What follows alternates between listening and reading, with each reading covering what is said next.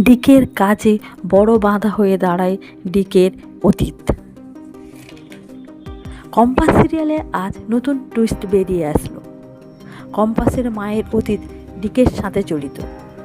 তারা দুজনে বিয়ে করেছিল, অর্থাৎ অঞ্জনার প্রথম স্বামী ডিকে, বা তারা সম্পর্কে থাকা অবস্থায় কম্পাসের সূত্রপাত।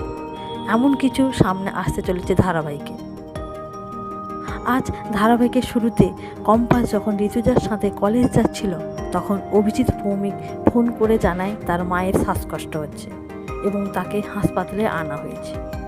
আর সেই কথা শুনে কম্পাসও হাসপাতালে পৌঁছে যায়। আর সেখানে গিয়ে মেঘমালাকে বলে বাবাকে নিয়ে বাড়ি চলে যেতে, মা সুস্থ হলে সে নিজে নিয়ে আসবে। এরপর হাসপাতালে ডিকে, কম্পাস ও তার মাকে দেখে অবাক হয়। কম্পাসের মা ভয় পেলে কম্পাস ডিকেকে ভিড় না করতে বলে। তখন ডিকে সরে গিয়ে তার অ্যাসিস্ট্যান্টকে কম্পাসের মায়ের ছবি ও ঠিকানা জোগাড় করতে বলে। আর নিজে মনে মনে ভাবে অঞ্জনাকে এতদিন পরে দেখব ভাবিনি। আর কম্পাস কি তাহলে অঞ্জনা আর অভিজিৎ ভৌমিকের মেয়ে? না, সে আমার নিজের সন্তান। এই প্রশ্নে ডিকে দ্বিধায় পড়ে।